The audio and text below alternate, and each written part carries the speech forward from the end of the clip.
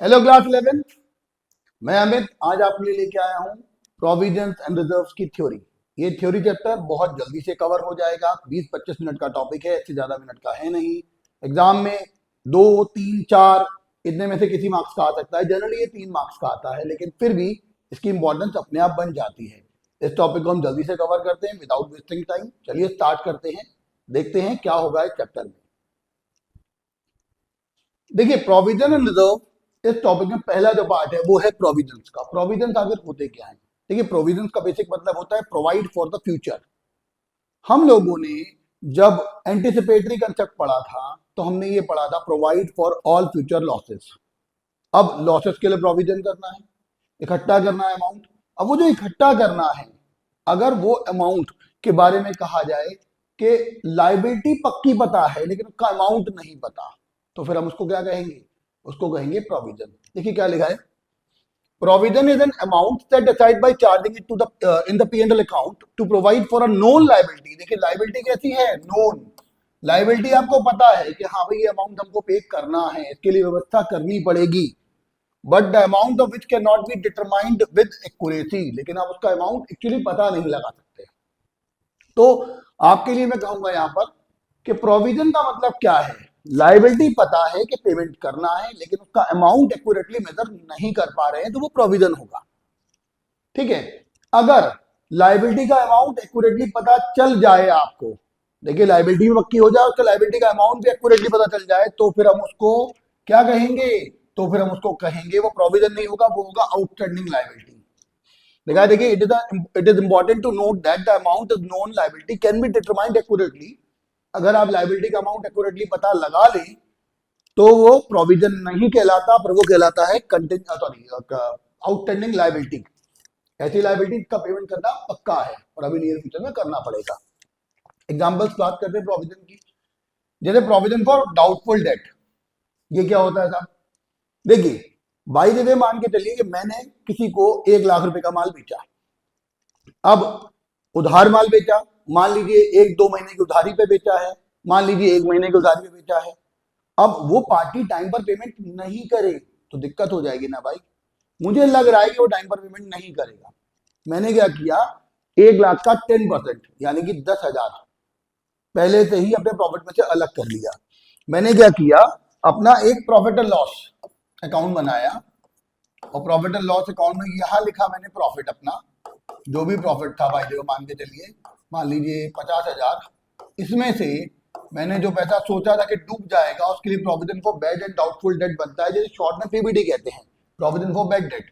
भाई जो मान लो मुझे लग रहा है 1 लाख का 10% डूब जाएगा, तो मैंने पहले से ही अपने प्रॉफिट में से अलग कर लिया।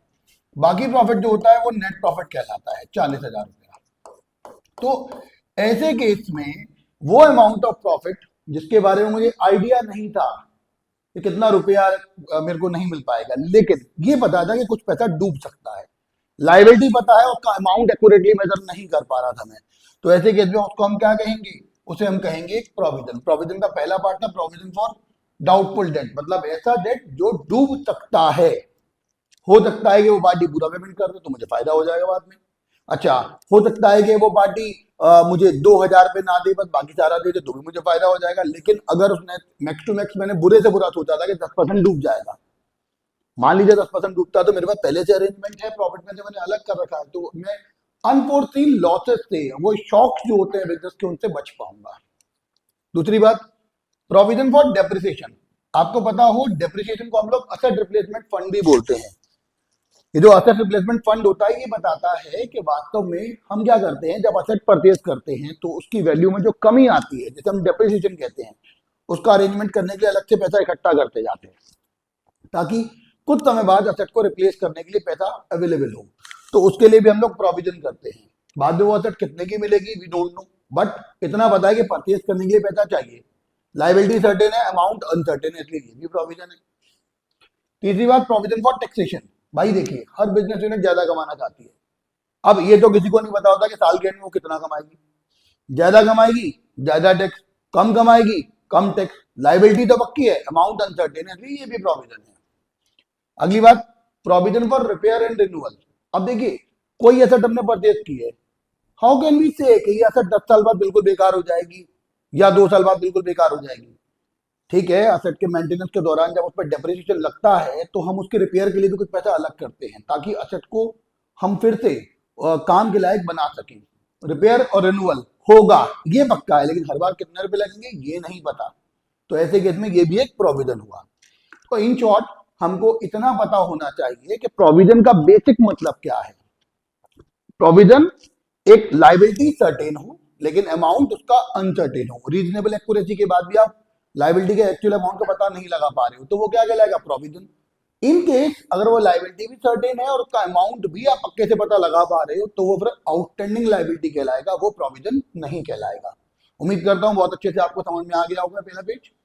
इसकी स्क्रीनशॉट ले लीजिए आप लोग।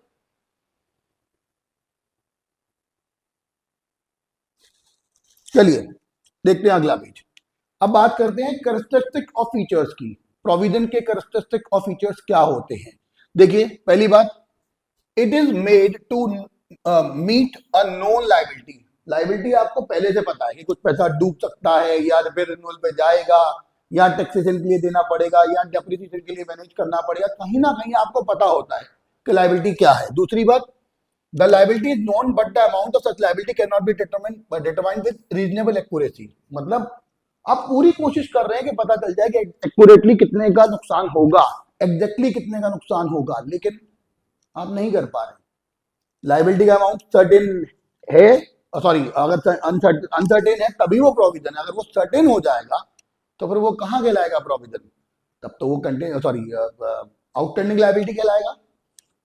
तीसरी बात, it is a charge against profit. ये चार्ज अगेंस्ट प्रॉफिट है, मतलब प्रॉफिट में से ही चार्ज किया जाता है और चाहे प्रॉफिट हो बिजनेस को चाहे लॉस, प्रोविजन तो बनाना ही पड़ेगा। ठीक है, तो इस बात को ध्यान रखिएगा क्या लिखा है, and as such reduces the profit of the year in which it is created.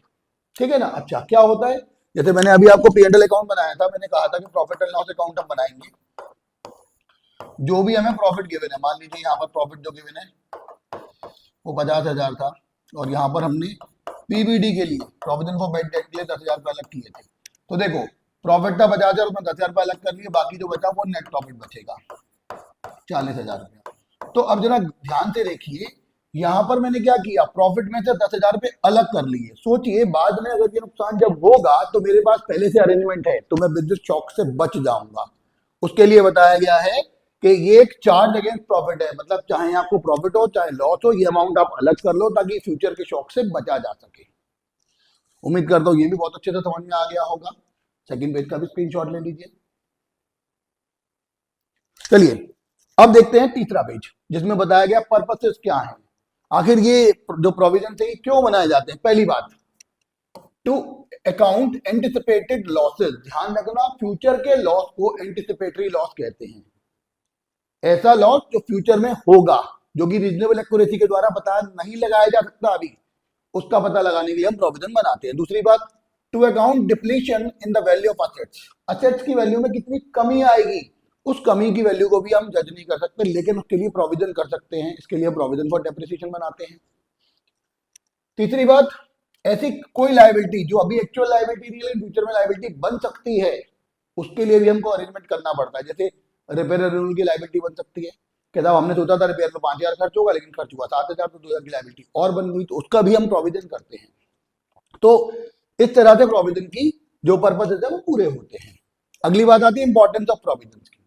Provision आखिर बनते क्यों हैं, ठीक है, इसकी इंपॉर्टेंस क्या है। तो पहली बात, ताकि आप एक्यूरेटली प्रॉफिट या लॉस का पता लगा सको, सीधी सी बात। ठीक है, दूसरी बात, अपनी असेट्स की ट्रू एंड फेयर वैल्यू का पता लगा सको, लायबिलिटी के बारे में पता लगा सको, ताकि बिजनेस की फाइनेंशियल पोजीशन अच्छे से पता चल सके। एक पर्टिकुलर डेट पर आपकी असेट कितनी है, लायबिलिटी कितनी है, उनकी एक्यूरेट वैल्यू क्या है, उसका पता लगाया जा सके। तीसरी बात, किसी भी एंटिसिपेटरी लॉसेस के लिए प्रोविजन किया जा सके।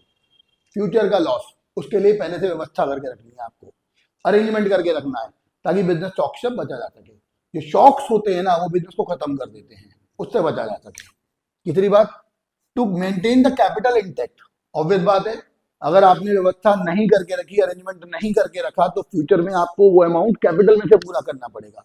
अगर आप प्रोविजन पूरा कर लेंगे अपने करंट ईयर प्रॉफिट में से पूरा कर लेंगे तो एक तो टैक्स भी कम बनेगा और दूसरी बात कैपिटल पे भी फर्क नहीं पड़ेगा, तो कैपिटल आपकी इंटैक्ट रहेगी। चलिए इसका भी स्क्रीनशॉट ले लीजिए जल्दी से। अगली बात आती है प्रोविजन की बात खत्म होते ही रिजर्व्स की, कि रिजर्व्स क्या है। अभी हम पहले प्रोविजन पढ़े हैं, फिर हम रिजर्व पढ़ेंगे, रिजर्व के बाद डिफरेंस पढ़ेंगे, फिर रिजर्व के पार्ट और पढ़ने हैं वो भी पढ़ेंगे। लेकिन देखते हैं पहले रिजर्व क्या है। देखो क्या लिखा है, it refers to the amount set aside out of profit. Profit में से, ध्यान रखना, पहले प्रॉफिट में से प्रोविजन चार्ज होते हैं, फिर जो नेट प्रॉफिट बचता है उसमें से प्रॉफिट का एप्रोप्रिएशन किया जाता है। और एप्रोप्रिएशन जो होता है उसमें से, मतलब जो एप्रोप्रिएटेड प्रॉफिट जो होते हैं, जो प्रॉफिट आफ्टर टैक्स होते हैं, जो आफ्टर प्रोविजन होते हैं, उन प्रॉफिट में से कुछ अमाउंट अलग करके रख लिया जाता है कि इनको हम फ्यूचर के लिए रख रहे हैं। किस काम के लिए, कोई लायबिलिटी नहीं पता, ठीक है ना। क्या लिखा है देखो, it refers to the amount set aside out of profit. Profit में से कुछ अमाउंट अलग कर लेते हैं of the business with the view to strengthen the financial position. Business की फाइनेंशियल पोजीशन को मजबूत करने के लिए, बिजनेस की स्ट्रेंथ को बढ़ाने के लिए आप ये अमाउंट अलग कर लेते हैं। मतलब कोई लायबिलिटी सर्टेन नहीं है यहाँ पर, ठीक है। अमाउंट भी सर्टेन नहीं है, ना सर्टेन अमाउंट है, ना ही सर्टेन कोई लायबिलिटी है, लेकिन फिर भी फ्यूचर के लिए इकट्ठा कर रहे हैं, तो मजबूत रहेगा फ्यूचर में, अच्छा बढ़िया रहेगा कि हमारा बिजनेस अच्छे से चलेगा। देखिए इसके एग्जांपल, जैसे जनरल रिजर्व, जनरली किसी भी काम के लिए बनाया गया रिजर्व। कैपिटल रिजर्व, फ्यूचर में जितने भी कैपिटल प्रॉफिट होते हैं, लॉन्ग टर्म कैपिटल प्रॉफिट, लंबे समय में होने वाले कोई प्रॉफिट कैपिटल प्रॉफिट कहलाते हैं। कैपिटल प्रॉफिट से जो रिजर्व कॉन्स्टिट्यूट होता है उसे बोलते हैं कैपिटल रिजर्व। अगली बात, डिविडेंड इक्वलाइजेशन रिजर्व। हम हर साल अपने शेयर होल्डर को, किसी कंपनी में या किसी फाइनेंसिंग इंस्टीट्यूशन में अगर आप कोई पैसा लगाते हो, अपना इन्वेस्टमेंट करते हो, तो बदले में डिविडेंड देना पड़ता मिलता है। तो वो पर्टिकुलर जो कंपनी है वो रिजर्व बनाती है, जिसे बोलते हैं डिविडेंड इक्वलाइजेशन फंड या रिजर्व। बेसिकली टारगेट क्या होता है कि डिविडेंड के अमाउंट को इक्वलाइज किया जा सके, कहीं ये ना हो गया डिविडेंड को देने के लिए भी पैसा ना बचे। अगली बात, इन्वेस्टमेंट फ्लक्चुएशन रिजर्व। इन्वेस्टमेंट का रेट घटता बढ़ता रहता है, तो उसके लिए जो उसको मैनेज करने के लिए, बाय सेल करने के लिए जो पैसा बना रखा जाता है उसे बोलते हैं investment in fluctuation reserve. Workman compensation reserve, employ injured हो सकते हैं, उनके साथ दिक्कत हो सकती है, तो एम्प्लॉय को कंपनसेट करने के लिए बनाया गया रिजर्व वर्कमैन कंपनसेशन रिजर्व होता है। ऐसे ही कभी कभी मार्केट से कंपनी लोन लेती है, लोन लेने के बदले सर्टिफिकेट ऑफ इंडेप्टनेस जारी होता है। That particular indebtedness certificate is known as debenture. Debenture is a written acknowledgement of debt. कर्जा लेने का लिखित सर्टिफिकेट जो होता है वो डिबेंचर होता है। उस डिबेंचर को पैसा वापस किया जाता है, उसका कर्जा लिया है चुकाना भी पड़ेगा। तो ऑब्वियस बात है कि जो डिबेंचर जो डिबेंचर का पैसा आप चुकाओगे उसके लिए जो रिजर्व बनता है उसे बोलते हैं डिबेंचर रिटेंशन रिजर्व। रिजर्व को ध्यान रखना, हम लोग रिटेन अर्निंग भी कहते हैं और अनडिस्ट्रीब्यूटेड प्रॉफिट भी कहते हैं। ये रिजर्व के दूसरे नाम हैं, ठीक है। इसका भी स्क्रीनशॉट ले लीजिए फटाफट से। अब अगली जो बात आती है वो आती है कैरेक्टरिस्टिक, यानी फीचर्स किसके, रिजर्व के। तो पहली बात ध्यान रखिए कि एप्रोप्रिएशन ऑफ प्रॉफिट है। इसका मतलब अगर प्रॉफिट होगा तो ही रिजर्व बनेगा, कोई मैंडेशन नहीं है कि बनना ही बनना है। लॉस है तो रिजर्व नहीं बनेगा, ध्यान रखिएगा। प्रॉफिट है तो ही रिजर्व बनेगा, अदरवाइज नहीं बनेगा, since it is appropriation of profit. दूसरी बात, creation of reserve is not a legal necessity. मतलब कानून ने आपको कोई कंपल्शन नहीं दिया है कि आपको रिजर्व बनाना ही बनाना है। भाई प्रोविजन के लिए है, लेकिन रिजर्व के लिए कोई लीगल कंपल्शन नहीं है। चाहो तो बनाओ, चाहो तो मत बनाओ। भाई बना लोगे तो फ्यूचर में आपकी स्ट्रेंथ बढ़िया रहेगी, अच्छा पैसा रहेगा, अच्छे से मैनेज कर पाओगे। नहीं बनाओगे तो दिक्कत आप ही को होगी, तो उसके लिए रिजर्व बनाया जाता है। तीसरी बात, it is not created to meet any known liability. इसमें कोई लायबिलिटी पक्का पता नहीं होती कि क्या है। भाई वहां पर प्रोविजन में आपको लायबिलिटी पक्का बता दी, उसका अमाउंट नहीं पता था कि कितना पे करना है। यहां पर लायबिलिटी ही पता नहीं होती, अमाउंट की बात ही अलग है। दूसरी बात, ये जो प्रॉफिट होता है रिजर्व का, इसमें से आप डिविडेंड दे सकते हो। प्रोविजन के अमाउंट में से आप डिविडेंड नहीं दे सकते, लेकिन रिजर्व के अमाउंट को आप शेयर होल्डर में उनके पार्ट ऑफ प्रॉफिट के तौर पर बांट सकते हो। डिविडेंड होता क्या है? डिविडेंड एक लैटिन टर्म है जो आया है डिविडेंडम से, जिसका मतलब होता है part of company profit. Company के प्रॉफिट का छोटा पार्ट जो शेयर होल्डर में बांटा जाता है उसे हम क्या बोलते हैं, डिविडेंड। तो डिविडेंड को रिजर्व में से दिया जा सकता है। अगली बात, इसको बैलेंस शीट में लायबिलिटी साइड में, रिजर्व एंड सरप्लस हेडिंग में दिखाया जाता है। और फिर अगर हम रिजर्व के पैसे को बाहर की किसी सिक्योरिटीज में, इन्वेस्टमेंट में लगा दें तो वो रिजर्व जो है वो रिजर्व नहीं कहलाता, वो रिजर्व फंड बन जाता है। ध्यान रखिएगा, उसे फिर हम क्या बोलते हैं, उसे हम बोलते हैं रिजर्व फंड। इस बात को ध्यान रखिएगा, ठीक है। इसका भी स्क्रीनशॉट ले लीजिए। अब अगली बात, पर्पसेस या इंपॉर्टेंस क्या है ये भी समझिए, बहुत सिंपल था ये। पहली बात, इससे आपको अनफोर्सिन लायबिलिटी या लॉस को पूरा करने में मदद मिलती है। तब पैसा इकट्ठा है, लायबिलिटी पता ही नहीं थी, कोई लायबिलिटी आ गई तो उसे इकट्ठे पैसे से पूरा कर लिया, मामला खत्म। दूसरी बात, आपके बिजनेस के फाइनेंशियल पोजीशन को मजबूत करने में आसानी मिलती है।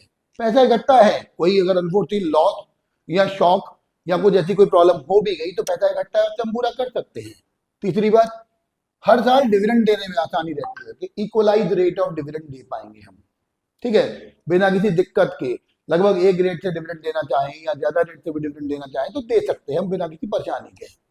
अगली बात, कोई स्पेसिफिक लायबिलिटी अगर आ जाती है तो उसके लिए फंड हमारे पास होता है। भाई ऑब्वियस बात है, फ्यूचर में जो भी पैसा इकट्ठा किया है फ्यूचर के लिए किया है, कोई दिक्कत आएगी, एक्सपेंशन करना है, कुछ भी करना है, उसके लिए पैसा हमारे पास होता है रिजर्व में, ठीक है। इसका भी स्क्रीनशॉट ले लीजिए।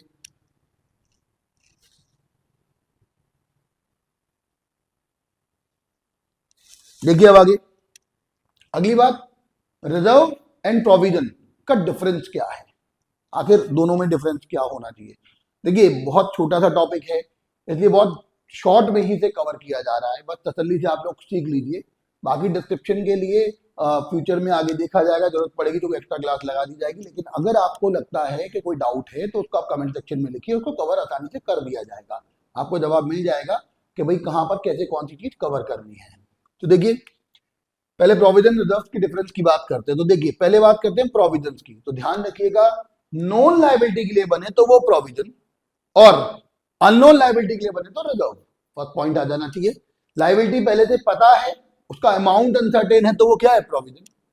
लायबिलिटी भी नहीं पता है अमाउंट की तो क्या कहें हम, तो वो क्या है, रिजर्व।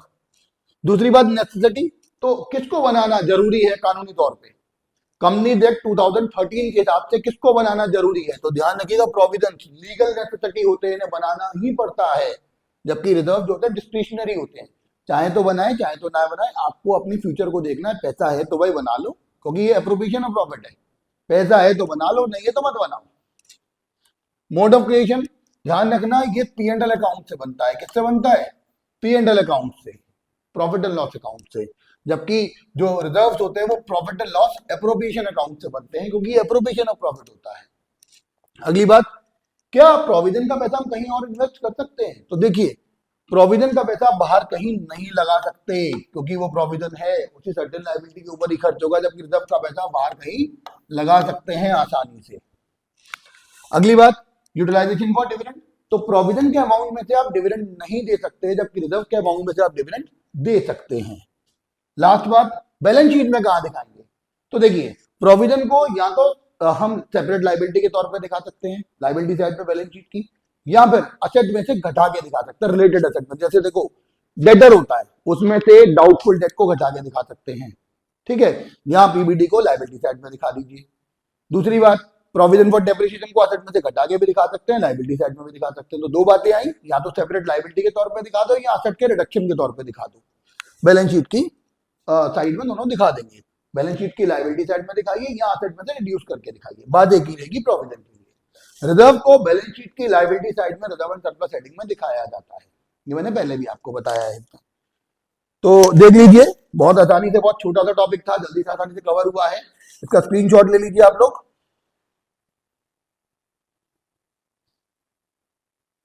बहुत आसानी से टॉपिक कवर हो जाएगा। चलिए अब हम बस समाप्ति की ओर है, बस थोड़ा सा ही रह गया है। अगली बात आती है इंपॉर्टेंस ऑफ रिजर्व। रिजर्व की इंपॉर्टेंस क्या है, क्यों बनाए जाते हैं रिजर्व। तो पहला पॉइंट है फॉर एक्सपेंशन ऑफ बिजनेस, अपने बिजनेस को एक्सपेंड करने के लिए यू नीड फंड। और अगर आपने फ्यूचर के लिए पैसा सेव कर रखा है तो आप अपने बिजनेस का एक्सपेंशन आसानी से कर पाएंगे, क्योंकि जब एक्सपेंशन की जरूरत होगी उस समय पैसों की जरूरत होगी, तो आपका फंड होगा, आप आसानी से अरेंज कर पाओगे सब चीजें। दूसरी बात, आपके फाइनेंशियल पोजीशन के इंप्रूवमेंट के लिए भी, भाई ऑब्वियस बात है, पर्टिकुलर डेट पे एसेट लायबिलिटी परचेज करनी है आपकी, आप जो कोई पेइंग कैपेसिटी चेक करनी है तो उसके लिए आपका फंड अवेलेबल होगा। तीसरी बात, रिडेम्पशन ऑफ लायबिलिटी, अगर किसी लायबिलिटी का पेमेंट करना है तो यू हैव फंड टू पे फॉर दैट, तो आपके पास आसानी से पेमेंट होगा कि आप पेमेंट कर सकें।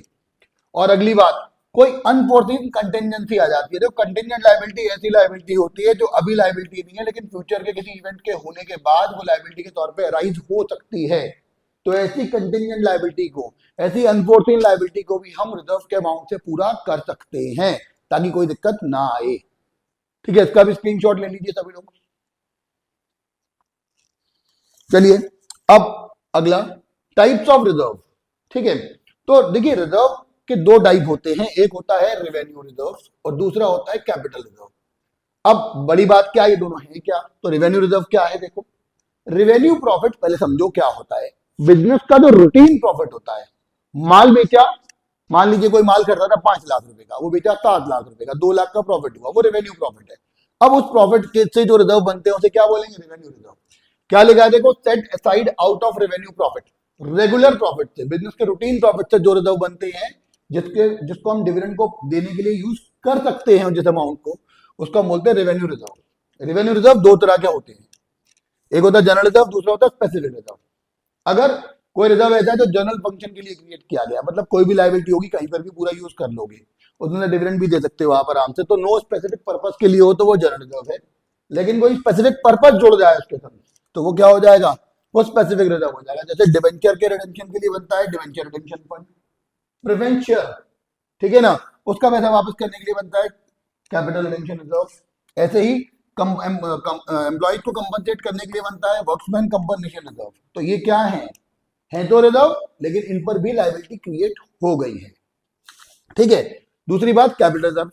हमारे जो कैपिटल प्रॉफिट होते हैं, ध्यान रखिए कैपिटल प्रॉफिट क्या होते हैं, लॉन्ग टर्म प्रॉफिट जो होते हैं वो कैपिटल प्रॉफिट होते हैं। किसी एसेट को बेचा, उससे होने वाला प्रॉफिट लॉन्ग टर्म प्रॉफिट है, लंबे समय में एक ही बार बिकेगी वो एसेट, बार बार नहीं बिकेगी, तो उसको होने वाला प्रॉफिट कैपिटल प्रॉफिट है।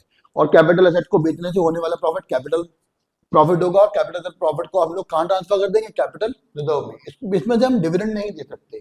हाँ, अगर कंपनी जिसने आपको परमिशन दे दी है, स्पेसिफिक कंडीशन है, उन कंडीशन को पूरा करते हो तो डिविडेंड दिया जा सकता है, अदरवाइज नहीं। तो इन जनरल हम ये कहेंगे कि कैपिटल रिजर्व में से डिविडेंड नहीं दिया जाता।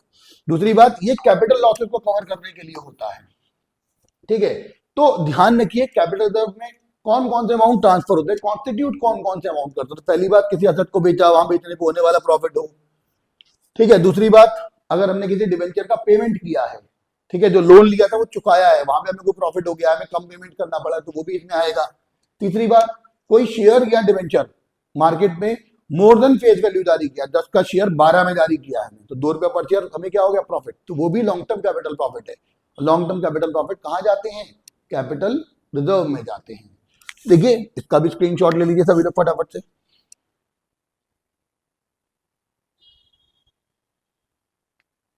देखिए चलिए, बहुत जल्दी हम अपने लास्ट पेज पर आ गए हैं, बहुत आसानी से बहुत जल्दी से कवर हो गया है टॉपिक। अब बात करते हैं हम लोग सीक्रेट रिजर्व की। देखो सीक्रेट रिजर्व ऐसा रिजर्व होता है जिसे हम लोग हिडन रिजर्व कहते हैं, मतलब ये छुपा हुआ होता है। असेट की वैल्यू को कम करके दिखाओ या लायबिलिटी की वैल्यू को बढ़ा के दिखाओ, उससे रिजर्व क्रिएट होता है। तो क्या है देखो, it is also known as hidden reserve. इसको हम लोग क्या बोलते हैं? एक नाम और क्या है इसका? Hidden reserve. इसको हिडन रिजर्व भी कहा जाता है, छुपा हुआ रिजर्व। ये बैलेंस शीट में डिस्क्लोज नहीं होता है, ठीक है, इसको बैलेंस शीट में शो नहीं करते, ध्यान रखना। कैसे हो सकता है? ये रिजर्व कब क्रिएट होता है? जब हम असेट्स को उसके लोअर अमाउंट पे दिखाएं, मतलब जितने की असेट है उससे कम वैल्यू पे दिखाएं, या फिर लायबिलिटी को ज्यादा अमाउंट पे दिखाएं। तो अल्टरनेटिव क्या होगा? उससे असेट को कम दिखाओगे या लायबिलिटी को बढ़ा के दिखाओगे, तो ऐसे केस में सीक्रेट रिजर्व क्रिएट हो जाएगा। अब क्रिएशन ऑफ सीक्रेट रिजर्व कैसे कैसे हो सकता है? देखिए आप क्या करें, असेट की वैल्यू कम करने के लिए ज्यादा डेप लगा दें, डेप्रिसिएशन ज्यादा लगाएंगे तो ऑब्वियस बात है असेट का शॉर्ट आएगी। दूसरी बात, एक्सेसिव प्रोविजन बना दें, तो इससे क्या होगा? प्रोविजन को अगर असेट में से माइनस करोगे तो असेट साइड कम हो जाएगी, और लायबिलिटी साइड में दिखाओगे तो लायबिलिटी साइड बढ़ जाएगी। तो ऐसे केस में फिर से सीक्रेट रिजर्व क्रिएट हो जाएगा। तीसरी बात, किसी कंटिजेंट लायबिलिटी को, कंटिजेंट लायबिलिटी ऐसी लायबिलिटी होती है जो अभी एक्चुअल लायबिलिटी नहीं है, आपको अभी पे नहीं करना, वो बैलेंस शीट की डेट तक हमारी लायबिलिटी नहीं है, उसके बाद फ्यूचर के किसी कंटिजेंट इवेंट के होने के बाद, अनसर्टेन इवेंट होने के बाद, ऐसा इवेंट जो पक्का नहीं है, हो सकता है उसके लिए पे करना पड़े, हो सकता है पेमेंट ना करना पड़े, तो ऐसी कोई भी लायबिलिटी जो किसी फ्यूचर के अनसर्टेन इवेंट के होने या ना होने पर डिपेंड करती है, कंटिजेंट लायबिलिटी कहलाती है। तो इसको हम फुटनोट में दिखाते हैं, बैलेंस शीट में नहीं दिखाते। लेकिन अगर हम क्या करें, हमें सीक्रेट रिजर्व क्रिएट करना है, तो हम क्या करते हैं, कंटिजेंट लायबिलिटी को एक्चुअल लायबिलिटी के तौर पर दिखा देते हैं, दोस्तों लायबिलिटी साइड बढ़ जाती है। वैसे फुटनोट में आता है, कहीं नहीं शो करते बैलेंस शीट में, उसके नीचे एक लाइन लिख देते हैं बस फुटनोट बनाकर। लेकिन अगर बाई द वे मैं उसको एक्चुअल लायबिलिटी के तौर पर दिखा दूंगा तो लायबिलिटी साइड बढ़ जाएगी, तो फिर क्या होगा, सीक्रेट रिजर्व क्रिएट हो जाएगा। अगली बात, मैं क्या करूं, अपनी इनकम को, अपनी असेट्स को, जैसे एक्रूड इनकम है, प्रीपेड एक्सपेंस है, कि दोनों चीजें मेरी असेट्स होती है, मैं इन असेट्स की वैल्यू को कम करके दिखाऊं, सप्रेस करके दिखाऊं, तो भी क्या होगा, असेट की वैल्यू कम शो होगी, और लायबिलिटी साइड ज्यादा, तो भी सीक्रेट रिजर्व क्रिएट हो जाएगा। और अगली बात, मैं अपने स्टॉक को, अपनी गुडविल को कम करके दिखाऊं, अंडर वैल्यू करके दिखाऊं, गलती से कम करके दिखाऊं, जानबूझ के कम करके दिखाऊं, क्यों, ताकि असेट्स की वैल्यू कम होगी और लायबिलिटी की वैल्यू बढ़ेगी, तो वहां पे सीक्रेट रिजर्व क्रिएट हो जाएगा। सीक्रेट रिजर्व से बहुत ज्यादा नुकसान भी होता है, फायदे भी होते हैं, लेकिन फिलहाल इस टॉपिक के लिए अभी हमें इतना ही जानना है। ज्यादा मार्क्स का आता नहीं है, तो जितने मार्क्स का आता है उतना ही अभी कवर किया जा रहा है। बहुत छोटी सी क्लास आप लोगों के लिए बनाई है, ताकि आप बहुत आसानी से इसको ढंग से देख सकें। इसको बहुत जल्दी से कवर कीजिएगा, अच्छे तरीके से सीखिएगा। कोई भी डाउट हो उसे कमेंट सेक्शन में लिखिएगा। चैनल को बहुत सारा प्यार आप लोगों से मिल रहा है, आप लोग चैनल को शेयर कीजिए, सब्सक्राइब कीजिए, लाइक कीजिए, अच्छे कमेंट दीजिए। आपका जो प्रमोशन मिलेगा, आपसे जो प्रमोशन मिलेगा हमको, आपसे जो उत्साहवर्धन होगा, हमारा जो कॉन्फिडेंस बढ़ेगा, उससे हम और बेटर आपके लिए कर पाएंगे और अच्छी चीज आपके लिए ला पाएंगे। तब तक के लिए have a good day, take care, God bless you all.